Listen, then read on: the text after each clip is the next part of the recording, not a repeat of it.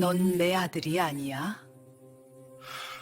사람들은 죽음 앞에서 모두가 평등하다고 말한다. 하지만 나 윤정이는 그날 깨달았다. 죽음 이후에 시작되는 전쟁이 있다는 것을. 남편의 장례식장에 국화꽃 향이 진하게 퍼지던 그날, 나는 빈소 앞에 앉아 수많은 조문객들의 위로를 들었지만 단 한마디도 귀에 들어오지 않았다. 그저 하얀 국화만이 내 시야를 가득 채웠고 그 꽃잎들은 마치 30년간의 결혼 생활을 비웃는 것만 같았다. 아니, 어쩌면 비웃음이 아니라 경고였는지도 모른다. 이제 시작이라고, 진짜 지옥은 지금부터라고. 고인께서 참 좋은 분이셨는데, 아주머니, 힘내세요. 힘을 내라고 했다. 무슨 힘을 내란 말인가. 30년을 함께 산 남자가 죽었는데 나는 슬프지도 외롭지도 않았다. 그저 텅 비어버린 것 같았다. 마치 오래전부터 이미 죽어 있었던 사람의 장례식을 치르는 기분이랄까. 그때였다. 장례식장 문이 열리며 한 남자가 들어섰다. 40대 초반으로 보이는 그 남자는 깔끔한 검은 정장을 입고 있었지만 그의 얼굴에는 형언할 수 없는 감정이 서려 있었다. 분노인지 슬픔인지 아니면 둘 다인지. 주변 사람들이 수군거리기 시작했다. 저 사람이 큰아들 아니야? 10년 넘게 연락도 안 하더니 장례식 때 나오네 유산 냄새 맡고 온 거 아니야? 나는 그들의 목소리가 멀리서 들려오는 것처럼 느껴졌다. 민재, 내 아들. 아니, 그 사람의 아들이 돌아왔다. 어머니, 아버지께서 이걸 전하라고 하셨습니다. 그의 손에는 낡은 봉투가 들려 있었다. 유언장이라고 했다. 변호사를 통하지 않고 오직 민재에게만 맡긴 유언장. 나는 떨리는 손으로 그 봉투를 받았지만 차마 뜯을 수가 없었다. 왜냐하면 알았기 때문이다. 이 봉투 안에는 단순한 재산 분배 이상의 무언가가 들어있다는 것을. 30년간 숨겨왔던 비밀이 이제야 세상 밖으로 나오려 한다는 것을. 장례식이 끝나고 사람들이 모두 빠져나간 뒤 나는 주차장에 홀로 남아 차 안에 앉았다. 봉투를 손에 든 채로 한참을 망설였다. 열어야 한다는 것을 알면서도 열고 나면 돌이킬 수 없다는 것도 알았다. 그래도 나는 천천히 봉투를 뜯었다. 남편의 손글씨로 빼곡히 적힌 편지가 나왔다. 정희에게 미안하오. 당신이 이 글을 읽을 때쯤이면 나는 이미 용서받을 수 없는 곳에 있을 것이오. 그 순간 내 손이 떨리기 시작했다. 편지는 계속되었다. 민재는 내 아들이 맞소. 하지만 당신의 아들은 아니오. 세상이 멈춘 것 같았다.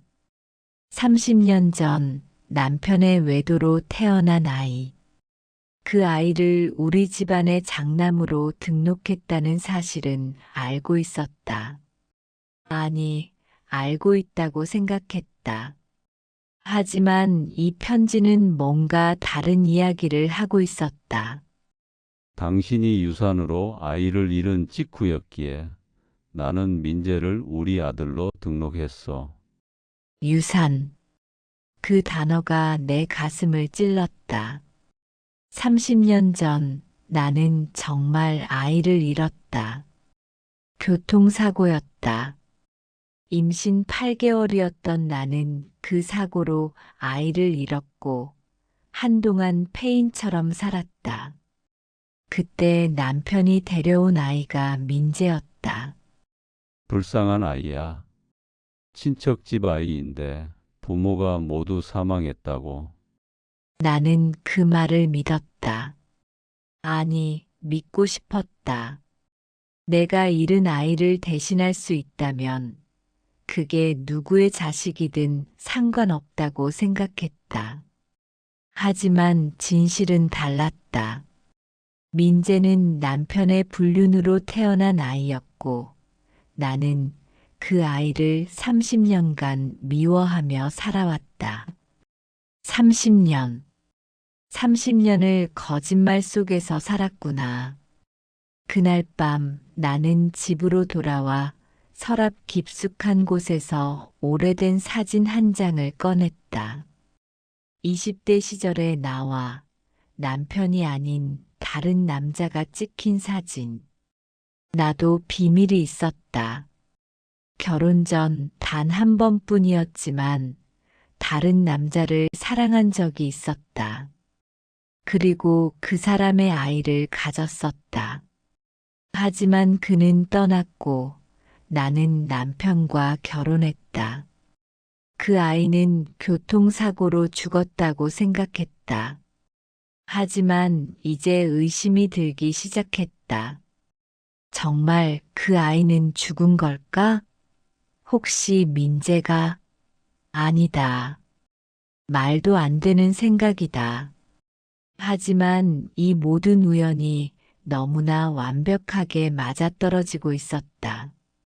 나는 사진을 불태웠다. 과거를 지우고 싶었다. 하지만 제가 된 사진을 보며 깨달았다. 과거는 지워지지 않는다는 것을, 오히려 더 깊이 각인될 뿐이라는 것을. 일주일 뒤 우리 가족은 변호사 사무실에 모였다. 나와 민재, 그리고 딸 수진. 공식 유언장을 공개하는 자리였다. 변호사는 차분한 목소리로 유언장을 낭독하기 시작했다. 고인께서는 전 재산의 절반을 장남 민재에게, 나머지 절반을 딸 수진에게 분배하셨습니다. 순간 사무실 안이 얼어붙었다. 수진이 먼저 입을 열었다. 아버지, 오빠한테 절반을요? 10년 동안 집에도 안 왔는데요? 수진의 목소리에는 배신감이 묻어 있었다. 나는 그녀의 마음을 이해했다. 30대 중반의 수진은 아버지가 아프실 때 병원을 오가며 간호했고 장례식 준비도 모두 혼자 했다. 반면 민재는 10년간 얼굴도 비치지 않았다. 아버지의 임종도 지키지 않았다. 그런데 재산의 절반을 받는다? 하지만 나는 알고 있었다. 이것이 시작에 불과하다는 것을. 아버지께서 정하신 거야. 나도 예상 못했어. 오빠는 그래도 되는 거예요? 10년 동안 소식 한 번 없다가 유산만 받으러 오는 거예요? 그때 변호사가 의미심장한 눈빛으로 나를 바라보며 말했다. 참고로 민재 씨는 주민등록상으로 윤정희 여사님의 친자로 등재되어 있습니다. 법적으로는 정당한 상속인이십니다. 나는 그 말을 듣는 순간 온몸이 얼어붙는 것을 느꼈다. 주민등록상 친자. 물론 나도 알고 있었다. 30년 전 남편이 민재를 우리 아들로 등록했다는 것을. 하지만 지금 이 순간 그 사실이 새삼스럽게 다가왔다. 법적으로 민재는 내 아들이다. 하지만 생물학적으로는 나는 그날 밤 혼자 집에 남아 30년 전을 떠올렸다. 남편의 외도를 알게 된 날, 그 여자가 아이를 낳았다는 소식을 들은 날, 그리고 남편이 무릎을 꿇으며 말했던 그 대사. 정희, 제발 이 아이를 우리 호적에 넣자. 그 여자는 키울 형편이 안 돼. 이 아이는 죄가 없어. 나는 울며 동의했다. 아니, 동의할 수밖에 없었다.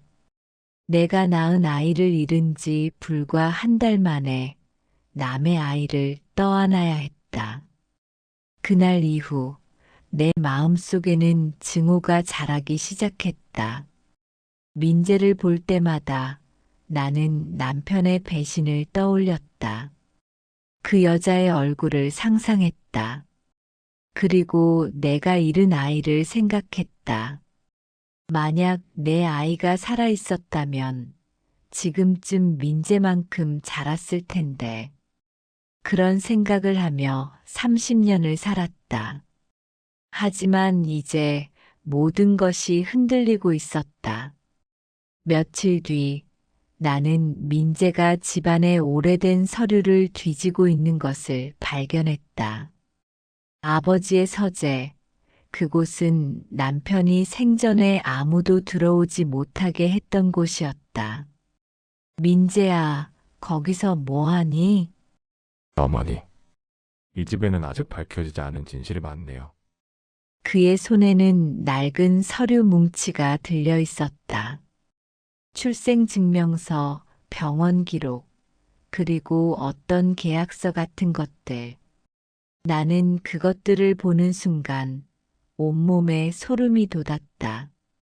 민재는 진실을 찾고 있었다. 자신의 출생에 대한 진실을. 그리고 나는 두려웠다. 그 진실이 밝혀지면 우리 가족에게 어떤 일이 벌어질지. 어머니, 제가 누구 아들인지 아세요? 내 아버지 아들이지. 그럼 어머니는요? 저는 어머니 아들인가요? 나는 대답할 수 없었다. 30년간 묻어두었던 질문이었다. 민재는 내 아들인가? 법적으로는 그렇다. 하지만 마음으로는 나는 한 번도 그를 진짜 내 아들로 받아들인 적이 없었다. 항상 그 여자의 아들이라고 생각했다. 그리고 그것이 나의 죄였다. 민재는 내 침묵을 보며 씁쓸하게 웃었다. 그리고 서재를 나갔다. 나는 그가 남기고 간 서류들을 집어들었다. 그 안에는 충격적인 내용이 담겨 있었다. 30년 전 모 병원의 신생아 기록. 그리고 한 여자의 이름. 최은경. 남편의 불륜 상대. 하지만 이상한 점이 있었다. 출생 날짜가 내가 알고 있던 것과 달랐다. 그리고 더 충격적인 것은 그 병원이 내가 교통사고를 당한 바로 그 병원이었다는 것이다. 그날 밤 나는 잠을 이룰 수 없었다. 계속해서 30년 전 그날로 돌아가고 있었다. 1995년 가을, 나는 임신 8개월이었다. 뱃속의 아기는 건강했고 나는 행복했다. 비록 그 아이의 아버지가 내가 진정으로 사랑했던 남자는 아니었지만 그래도 아이는 소중했다. 출산 예정일까지 2달. 나는 친정에 다녀오는 길이었다. 비가 내리는 저녁이었다. 그때 마주오던 트럭이 중앙선을 넘었고 나는 의식을 잃었다. 깨어났을 때는 병원이었다. 하얀 천장, 소독약 냄새, 그리고 남편의 울먹이는 목소리. 정희야, 정신 차려. 제발. 나는 본능적으로 배를 만졌다. 평평했다. 아이가 없었다. 의사가 말했다. 유산이라고. 아이를 살릴 수 없었다고. 나는 울었다. 하루 종일, 이틀 내내 울었다. 세상이 무너지는 것 같았다. 그리고 한 달 뒤 남편이 아기를 안고 왔다. 친척 집 아이야. 부모가 모두 돌아가셨어. 우리가 키우자. 나는 그 아기를 보는 순간 복잡한 감정이 들었다. 이 아이가 내 아이를 대신할 수 있을까? 하지만 아기는 울고 있었고 나는 본능적으로 그 아이를 안았다. 따뜻했다. 살아있었다. 그리고 나는 결정했다. 이 아이를 내 아들로 키우겠다고. 하지만 몇 년 후 나는 진실을 알게 되었다. 남편의 불륜. 그리고 민재가 그 불륜으로 태어난 아이라는 것. 친척의 아이가 아니라 남편과 다른 여자의 아이. 나는 배신감에 몸서리쳤다. 하지만 이미 민재는 4살이었고 나는 그를 버릴 수 없었다. 아니, 버리고 싶었지만 버릴 수 없었다. 왜냐하면 법적으로 그는 내 아들이었으니까. 그래서 나는 차갑게 대했다. 사랑한다고 말하지 않았다. 안아주지도 않았다. 그저 의무만 다했다. 밥을 먹이고 옷을 입히고 학교에 보냈다. 하지만 마음은 주지 않았다. 그리고 6년 뒤 수진이 태어났다. 진짜 내 딸. 나는 수진에게는 모든 사랑을 쏟았다. 민재에게 주지 못한 모든 것을 수진에게 주었다. 민재는 그것을 알았을 것이다. 엄마가 자신과 동생을 다르게 대한다는 것을. 하지만 그는 한 번도 불평하지 않았다. 그저 조용히 자신의 방에서 혼자 시간을 보냈다. 그리고 20살이 되던 해 민재는 집을 나갔다. 대학 때문에라고 했지만 나는 알았다. 도망친 거라는 것을. 이 차가운 집에서 사랑받지 못한 기억에서 현재로 돌아와 나는 민재가 찾고 있던 서류들을 다시 펼쳤다. 병원 기록, 출생신고서, 그리고 한 장의 사진. 갓 태어난 아기의 사진이었다. 뒷면에는 손글씨로 적혀 있었다. 민재, 1995년 10월 15일. 내가 교통사고를 당한 날이었다. 그날 태어난 아기. 최은경이라는 여자가 낳은 아기. 하지만 이상했다. 왜 같은 병원이었을까? 왜 같은 날이었을까? 나는 떨리는 손으로 오래된 진료 기록을 찾았다. 그리고 거기서 발견했다. 충격적인 진실을. 1995년 10월 15일 그 병원에서는 2명의 아기가 태어났다. 한 명은 윤정희의 아들, 한 명은 최은경의 아들. 하지만 윤정희의 아들은 사산으로 기록되어 있었다. 그리고 최은경의 아들은 출생 신고되지 않은 채 호적에서 사라져 있었다. 나는 손이 떨렸다. 이게 무슨 뜻인가? 혹시 다음 날 수진이 내게 찾아왔다. 그녀의 얼굴은 창백했고 손에는 봉투를 들고 있었다. 엄마, 이거 DNA 검사 결과예요. 나는 그 봉투를 받았다. 무엇이 적혀 있을지 이미 알 것 같았지만 그래도 확인해야 했다. 천천히 봉투를 뜯고 결과지를 꺼냈다. 검사 대상 윤정희, 민재. 친자 관계 99.99% 일치. 세상이 멈춘 것 같았다. 민재는 내 친아들이었다. 남편의 불륜으로 태어난 아이가 아니라 진짜 내가 낳은 아이.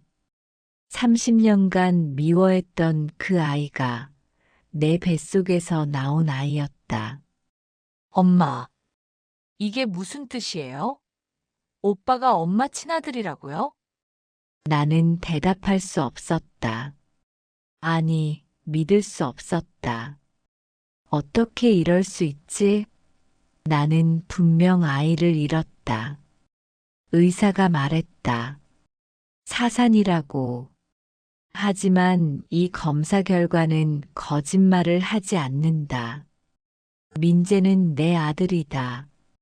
그렇다면 30년 전 그날 병원에서 무슨 일이 있었던 걸까? 나는 미친 듯이 기억을 더듬었다. 교통사고 후 깨어났을 때의 기억. 의사의 말, 남편의 표정, 그리고 잠깐 이상한 점이 있었다. 의사는 분명 말했다. 유산이라고. 하지만 내 배는 이미 출산한 것처럼 평평했다. 유산과 출산은 다르다. 유산이었다면 수술을 했을 것이고 나는 그 기억이 있어야 한다. 하지만 나는 기억하지 못한다. 깨어났을 때는 이미 모든 것이 끝나 있었다. 나는 서둘러 30년 전 그 병원을 찾아갔다. 하지만 병원은 이미 문을 닫은 지 오래였다. 폐업한 건물만 덩그러니 남아 있었다. 나는 주변을 수소문했다. 그리고 한 명의 간호사를 찾아냈다. 당시 그 병원에서 근무했던 70대 노인. 1995년 그때 일을 기억하라고요?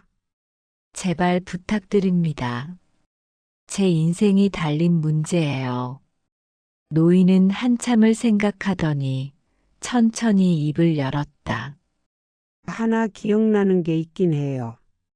그해 10월 교통사고로 임산부 2명이 동시에 실려왔었죠. 2명이요? 네. 한 분은 유산하셨고 다른 한 분은 무사히 출산하셨어요. 근데 이상한 일이 있었죠.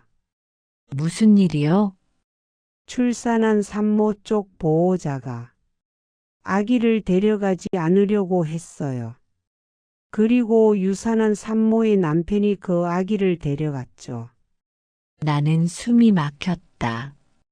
이제 모든 것이 명확해졌다. 30년 전 그날 병원에서는 2명의 여자가 있었다. 나와 최은경. 나는 무사히 아이를 낳았고 최은경은 유산했다. 하지만 남편은 진실을 바꿨다. 나에게는 유산했다고 거짓말하고 내가 낳은 아이를 최은경의 아이로 둔갑시켰다. 왜 그런 짓을 했을까? 나는 집으로 돌아와 남편의 서재를 뒤졌다. 그리고 발견했다. 숨겨진 일기장. 떨리는 손으로 펼쳤다. 1995년 10월 15일자 일기. 오늘 나는 신의 영역을 침범했다. 정의가 낳은 아들은 건강했다. 하지만 은경의 아이는 죽었다. 은경은 울부짖었다. 자신의 아이를 살려달라고. 나는 결정을 내렸다. 정의에게는 유산했다고 말하고 정의가 낳은 아이를 은경의 이름으로 출생신고했다. 그리고 몇 주 뒤 은경이 그 아이를 포기하면 우리 집 아들로 데려오기로 했다. 정의는 모를 것이다. 자신이 낳은 아이를 30년 동안 미워하며 살 거라는 것을. 일기장이 손에서 떨어졌다. 나는 울었다. 처음으로 30년 만에 진심으로 울었다. 내가 미워했던 아이가 내 아들이었다. 내가 차갑게 대했던 그 아이가 내 뱃속에서 나온 아이였다.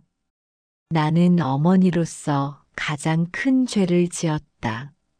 내 친아들을 30년간 미워한 것. 나는 민재를 찾아갔다. 그는 작은 원룸에 살고 있었다. 초인종을 눌렀고 문이 열렸다. 민재는 나를 보자 놀란 표정을 지었다. 어머니? 들어가도 되니? 방 안은 초라했다. 대기업 임원으로 일한다는 민재의 생활치고는 너무나 검소한 공간이었다. 책상 위에는 서류들이 쌓여 있었고 벽에는 아무런 장식도 없었다. 마치 언제든 떠날 준비가 되어 있는 사람의 방 같았다. 우리는 마주 앉았다. 긴 침묵이 흘렀다. 무슨 말부터 시작해야 할지 몰랐다. 30년간 쌓인 오해를, 증오를, 그리고 진실을 어떻게 한마디로 풀어낼 수 있단 말인가. 민재야, 엄마가 미안하다. 민재는 놀란 듯 나를 쳐다봤다. 내가 그를 민재야라고 부른 것은 아마 처음이었을 것이다. 항상 민재, 차갑게 이름만 불렀으니까. 무슨 말씀이세요? 넌 내 친아들이었어. 내가 낳은 아이였어. 민재의 얼굴이 굳어졌다. 그는 이미 알고 있었다는 표정이었다. DNA 검사 결과를 본 것이다. 그는 한숨을 쉬며 말했다. 알고 있었습니다. 일주일 전에 알았어요. 그런데 왜 아무 말도 안 했니? 뭐라고 말씀드려야 할지 몰랐어요. 30년간 저를 미워하신 어머니에게 제가 친아들이라고 말하면 어머니는 더 괴로우실 것 같았어요. 나는 울음을 터뜨렸다. 이 착한 아이는 나의 고통까지 생각하고 있었던 것이다. 30년간 사랑받지 못하면서도 엄마의 마음을 먼저 헤아리고 있었다. 나는 얼마나 잔인한 어머니였던가. 미안해. 정말 미안해.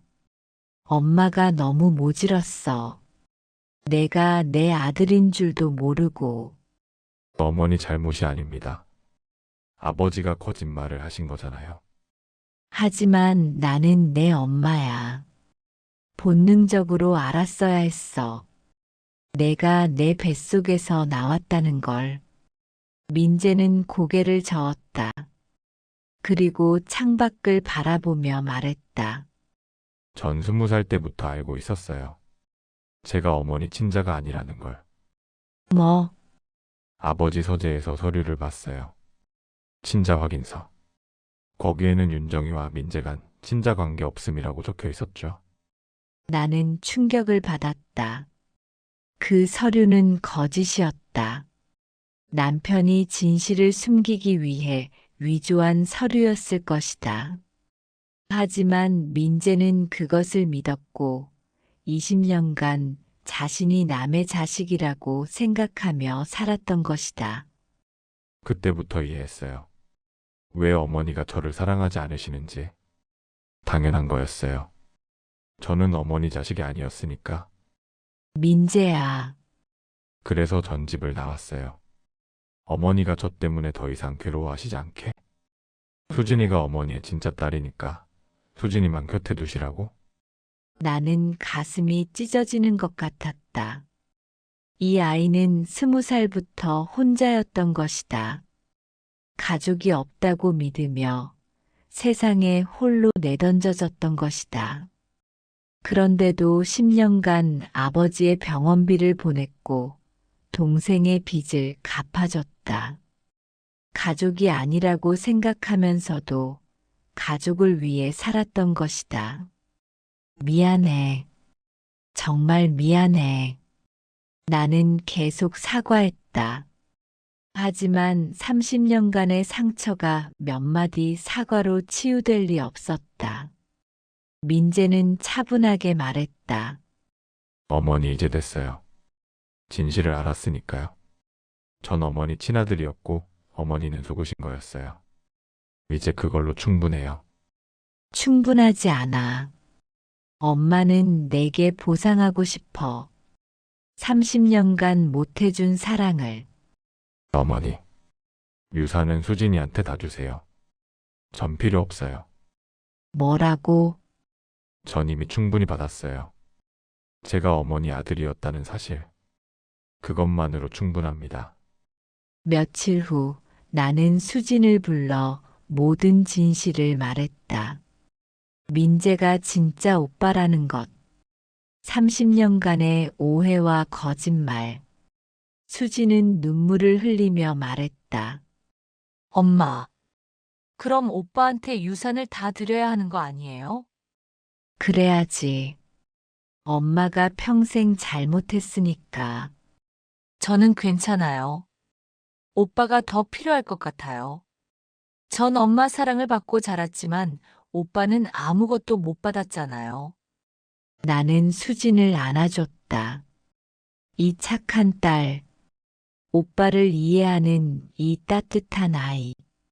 하지만 민재는 끝까지 유산을 거부했다.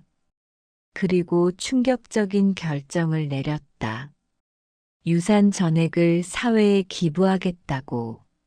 아버지의 재산으로 고아원을 짓겠다고. 나와 수진이 말렸지만 민재는 고집을 꺾지 않았다. 어머니, 전 이 돈으로 행복해질 수 없어요. 이 돈은 거짓말로 얼룩진 돈이에요. 차라리 진짜 가족이 없는 아이들에게 주고 싶어요. 그리고 민재는 모든 법적 절차를 마친 뒤 조용히 사라졌다. 연락이 끊겼다. 수진이가 수소문했지만 민재는 흔적도 없이 사라진 것 같았다. 나는 미칠 것 같았다. 이제야 아들을 찾았는데 그 아들이 또다시 떠나버린 것이다. 3개월이 흘렀다. 나는 매일 민재를 찾아다녔다. 그가 다니던 회사, 그가 살던 동네, 그가 좋아하던 카페. 하지만 아무도 그의 행방을 몰랐다. 그러던 어느 날 수진에게서 전화가 왔다. 엄마, 오빠 찾았어요. 병원에 있대요. 나는 심장이 멎는 줄 알았다. 병원? 무슨 일이 있는 건가? 나는 서둘러 병원으로 달려갔다. 중환자실. 민재는 하얀 침대에 누워 있었다. 수술복을 입은 의사가 나를 막아섰다. 보호자이십니까? 네, 전 환자의 어머니입니다. 환자는 말기 암 진단을 받았습니다. 6개월 전부터 알고 계셨다고 하더군요. 세상이 무너졌다. 6개월 전. 그때는 남편이 살아있을 때였다. 민재는 이미 알고 있었던 것이다. 자신에게 시간이 얼마 남지 않았다는 것을. 그래서 아버지의 임종을 지키러 온 것이고 유산을 기부한 것이다. 나는 떨리는 다리로 중환자실 문을 열었다. 민재는 눈을 뜨고 있었다. 나를 보자 희미하게 미소 지었다. 어머니, 오셨네요. 민재야, 왜 말 안 했니? 내가 아프다는 걸. 말하면 어머니가 걱정하실 것 같아서요. 어차피 이미 늦었어요. 나는 민재의 손을 잡았다. 차가웠다. 생명이 빠져나가고 있었다. 미안해. 엄마가 진작 알았어야 했는데. 괜찮아요, 어머니. 전 행복했어요. 무슨 소리니? 넌 평생 사랑받지 못했잖아. 아니에요. 마지막에 알았잖아요. 제가 어머니 아들이었다는 걸. 그것만으로 충분해요. 민재는 힘겹게 숨을 쉬며 말을 이었다. 전 항상 궁금했어요. 진짜 가족은 어떤 느낌일까? 피로 이어진 게 아니라 마음으로 이어진 가족이었으면 좋겠다고 생각했어요. 민재야, 근데 이제 알았어요. 가족은 피가 아니라 선택이라는 걸. 어머니가 저를 선택해 주셨으면 좋았겠지만, 그래도 괜찮아요. 전 어머니를 엄마로 선택했으니까. 나는 참았던 울음을 터뜨렸다. 이 아이는 마지막 순간까지 나를 용서하고 있었다. 30년간의 차가움을, 사랑의 부재를, 모든 상처를. 민재야, 엄마도 널 선택할게. 지금부터라도 진짜 엄마가 될게. 고마워요, 어머니. 그날 밤 민재는 조용히 눈을 감았다. 마지막 순간 그는 내 손을 꼭 쥐고 있었다. 마치 놓치고 싶지 않다는 듯이. 나는 그 손을 밤새 잡고 있었다. 식어가는 손의 온기를 느끼며 30년간 주지 못했던 사랑을 전했다. 너무 늦었지만 그래도 전하고 싶었다. 사랑한다고, 미안하다고, 내가 내 아들이어서 자랑스럽다고. 민재의 장례식은 조용했다. 하지만 놀랍게도 많은 사람들이 찾아왔다. 민재가 도왔던 사람들, 그가 후원했던 고아원 아이들, 그가 일했던 회사 동료들. 나는 그제야 알았다. 민재가 얼마나 많은 사람들에게 사랑받았는지, 가족에게서 받지 못한 사랑을 세상에서 찾았던 것이다. 장례식이 끝난 후 민재의 변호사가 나를 찾아왔다. 손에는 봉투 하나를 들고 있었다. 윤정희 여사님, 민재 씨가 남기신 편지입니다. 나는 떨리는 손으로 봉투를 받았다. 집으로 돌아와 조용히 편지를 펼쳤다. 어머니께. 이 글을 쓰는 지금 전 병실 침대에 누워 있습니다. 아마 어머니가 이 편지를 읽으실 때쯤이면 전 이미 이 세상에 없을 것입니다. 무섭지 않냐고요? 조금은 무섭습니다. 하지만 후회는 없어요. 마지막에 진실을 알았으니까요. 제가 어머니의 친아들이었다는 것. 그 사실이 제게는 가장 큰 선물이었습니다. 눈물이 글자를 흐려 보이지 않았다.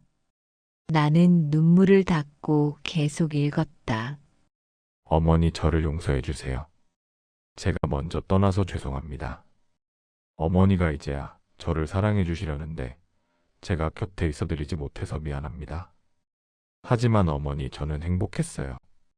마지막 몇 달 동안 어머니의 진심을 느꼈거든요. 그것만으로 충분했습니다. 제가 평생 바랐던 것은 거창한 게 아니었어요.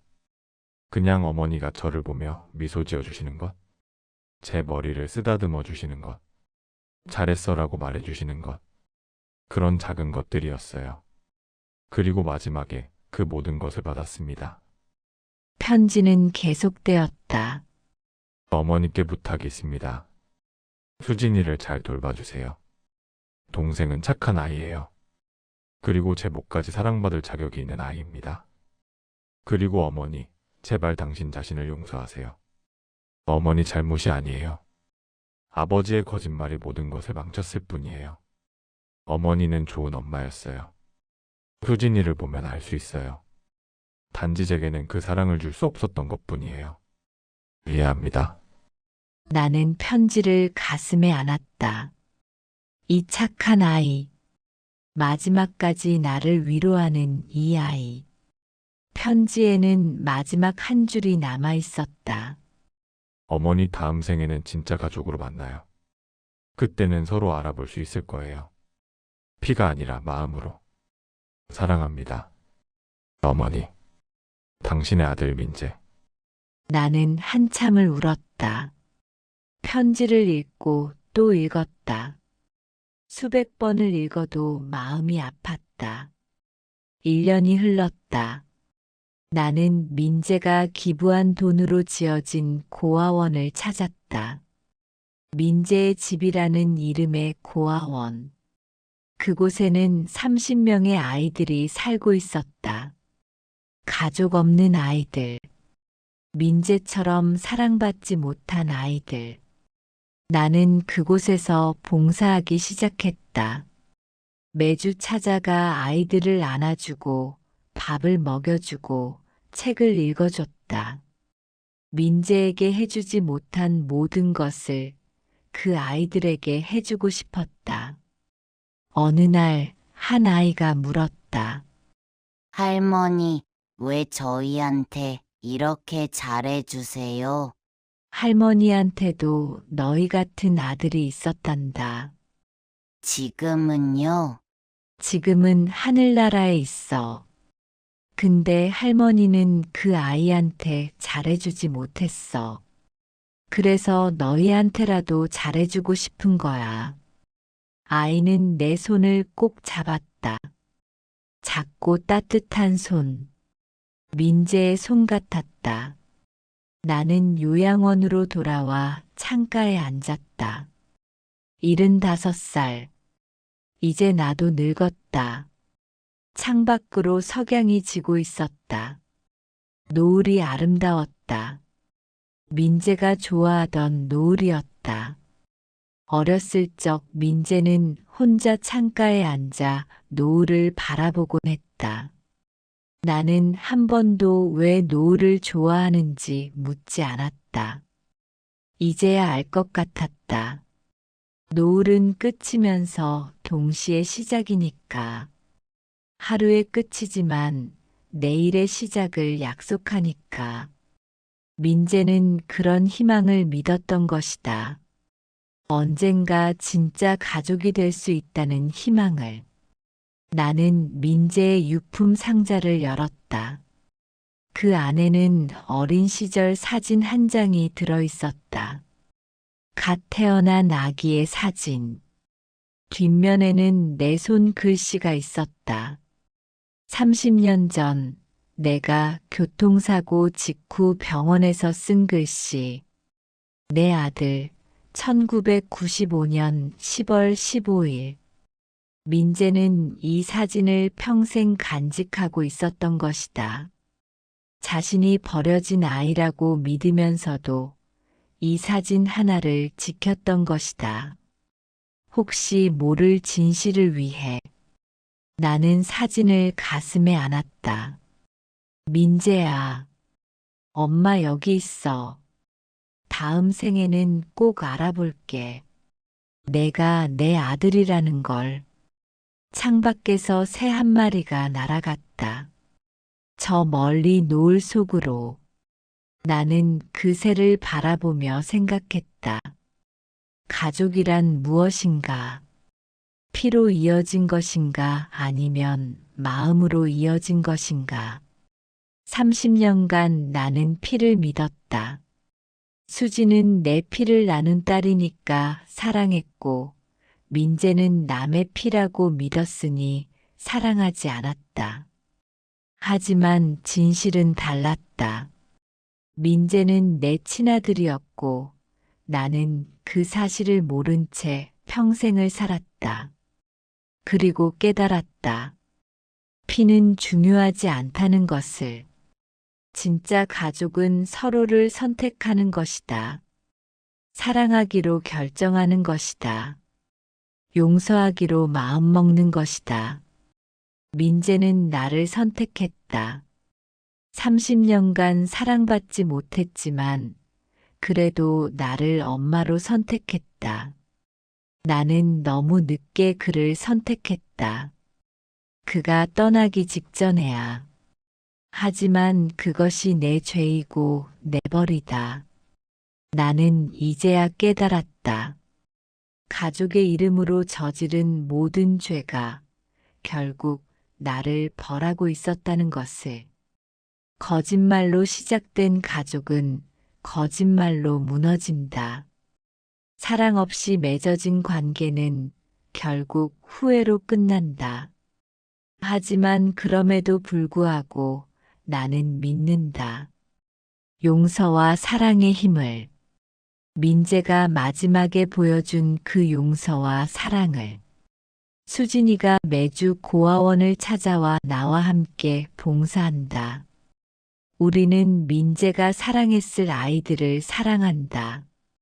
그것이 우리가 할 수 있는 유일한 속죄다. 석양이 완전히 졌다. 어둠이 내렸다. 하지만 나는 안다. 내일 아침이면 해가 다시 뜰 것이다. 그리고 나는 다시 고아원으로 갈 것이다. 아이들을 안아줄 것이다. 민재를 안아주듯이. 이것이 내 마지막 유언이다. 사랑은 결코 늦지 않다. 비록 그 사람이 떠났어도 사랑은 계속된다. 다른 이들에게 다른 방식으로. 그리고 그것이 진짜 가족이다.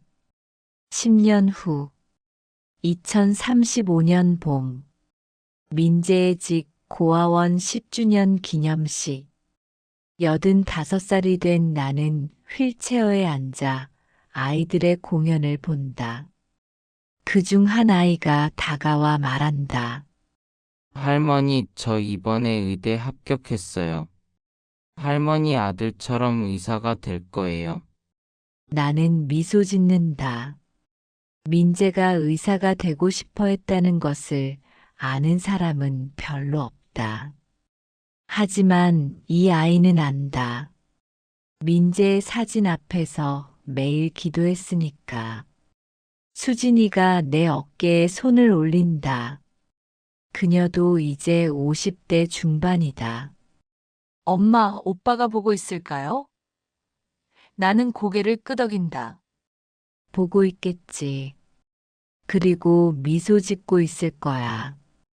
우리가 제대로 하고 있다고. 하늘을 본다.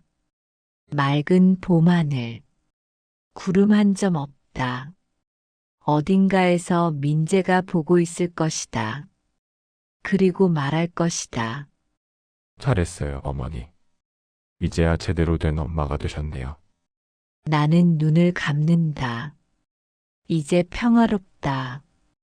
30년의 거짓말, 10년의 후회, 그리고 마침내 찾은 용서. 이것이 우리 가족의 이야기다. 피보다 짙은 비밀로 얼룩진 하지만 마지막에는 사랑으로 치유된 이야기. 나는 속삭인다. 민재야, 다음 생에는 꼭 만나자. 그때는 처음부터 널 사랑할게. 한 번도 놓치지 않을게. 약속해. 그리고 나는 안다. 그 약속은 반드시 지켜질 것이라는 것을. 왜냐하면 진짜 가족은 한 생으로 끝나지 않으니까. 사랑은 영원히 이어지니까. 피가 아니라 마음으로.